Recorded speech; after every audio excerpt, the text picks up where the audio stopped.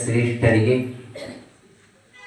ಮತ್ತು ಶ್ರೀ ನರಹರಿ ಸದ್ಗುರು ಸೇವಾ ಪ್ರತಿಷ್ಠಾನದ ನಿರ್ದೇಶಕರಾಗಿರ್ತಕ್ಕಂಥ ಸಂಜೀವ್ ಮೂರ್ತಿ ಮತ್ತು ಇಲ್ಲಿ ನೆರೆದಿರ್ತಕ್ಕಂಥ ಎಲ್ಲ ಭಕ್ತರಿಗೆ ವಂದಿಸುತ್ತಾ, ನಾವು ಈ ಕಾರ್ಯಕ್ರಮವನ್ನು ಮಾಡೋದರಲ್ಲಿ ಎರಡು ಉದ್ದೇಶ ಇತ್ತು.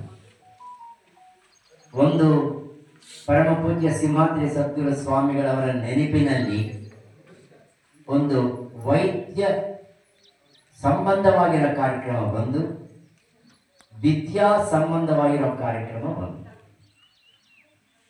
ಅವರಿಗೆ ವೈದ್ಯರಿಂದ ತುಂಬ ಸನ್ನಿಹಿತನೂ ಹೌದು, ಅವರ ಮೇಲೆ ಅದ್ಭುತವಾಗಿರ್ತಕ್ಕಂಥ ಗೌರವ ಇಟ್ಕೊಂಡಿದ್ರು ಸಿಂಹಾದ್ರಿ ಸದ್ಗುರು ಸ್ವಾಮಿಗಳು. ಆ ವೈದ್ಯಕೀಯ ಪರವಾಗಿರ್ತಕ್ಕಂಥ ಕಾರ್ಯಕ್ರಮ ಅಂದರೆ, ನಾವು 2 ವರ್ಷದ ಹಿಂದೆ ಒಂದು ಕ್ಯಾನ್ಸರ್ ಕ್ಯಾಂಪ್ ಮಾಡ್ತೀವಿ, ಆಮೇಲೆ ಕಣ್ಣಿನ ಕ್ಯಾಂಪ್ ಮಾಡಿದ್ವಿ. ಈ ಸಾರ್ತಿ ಹೃದಯಕ್ಕೆ ಸಂಬಂಧಪಟ್ಟಿರ್ತಕ್ಕಂಥ ಕ್ಯಾಂಪ್ ಮಾಡೋಣ ಅಂತಂದು ನಾನು ಡಾಕ್ಟರ್ ನಾರಾಯಣ ಮೂರ್ತಿ ಅವ್ರ ಹತ್ರ ಮಾತಾಡಿರುವಾಗ ಅವರು ತುಂಬ ಸಂತೋಷದಿಂದ, ಸ್ವಾಮೀಜಿ ನಮ್ಮ ಬಸವೇಶ್ವರ ಕಾಲೇಜಿನಿಂದ ಎಕ್ಸ್ಪರ್ಟ್ ಟೀಮ್ಸ್ ಇದ್ದಾರೆ, ಅವನ್ನ ಕರ್ಕೊಂಡು ಬಂದು ಹೃದಯ ತಪಾಸಣಾ ಕಾರ್ಯಕ್ರಮ ಮಾಡೋಣ.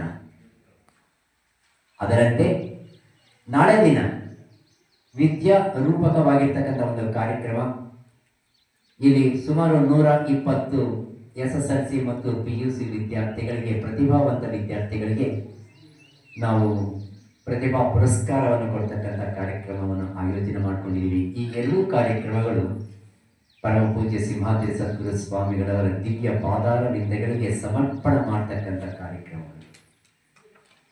ಈ ಸೇವಾ ಪ್ರತಿಷ್ಠಾನ ಉದ್ದೇಶವೇ ನಾವು ದೈವತ್ವವನ್ನು ಕಾಣ್ತಕ್ಕಂಥ ಒಂದು ಉದ್ದೇಶದಿಂದ ಈ ಕಾರ್ಯಕ್ರಮಗಳನ್ನು ನಾವು ಕೈಗೊಂಡಿದ್ದೀವಿ.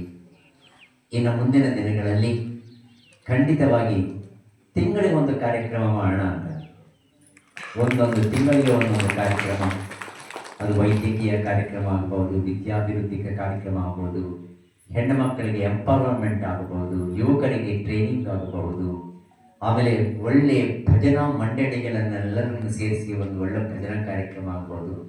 ಇಂಥ ಕಾರ್ಯಕ್ರಮಗಳನ್ನು ಮಾಡಬೇಕು ಅಂತಕ್ಕಂಥ ಯೋಜನೆ ಇದೆ. ಇವಾಗ ತಾನೇ ಬೆಳಗ್ಗೆ ಸುಮಾರು ನನಗೆ ಒಂದು 20 ಜನ ಮಾತ್ರ ಬಂದಿದ್ರು ನಾವು ಕ್ಯಾಂಪ್ ಸ್ಟಾರ್ಟ್ ಮಾಡಿರುವಾಗ. ಇಲ್ಲಿ ಬಂದಿರತಕ್ಕಂಥ ಭಕ್ತರನ್ನು ನೋಡಿದ್ರೆ ತುಂಬ ಸಂತೋಷ ಆಗುತ್ತೆ. ಸುಮಾರು 100 ಜನ ಇದ್ದೀರಿ.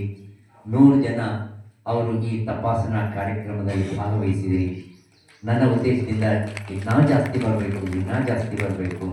ಯಾಕಂದರೆ ಒಂದು ಉಚಿತವಾಗಿರ್ತಕ್ಕಂಥ ಕಾರ್ಯಕ್ರಮದಲ್ಲಿ ನೀವು ಭಾಗವಹಿಸಿ ಉನ್ನತವಾಗಿರ್ತಕ್ಕಂಥ ಸಲಹೆಗಳನ್ನು ಸ್ವೀಕರಣೆ ಮಾಡಿ ನಿಮ್ಮ ಆರೋಗ್ಯವನ್ನು ಕಾಪಾಡಿಕೊಂಡ್ರೆ, a good heart can be there in the good body, a healthy heart and a healthy body.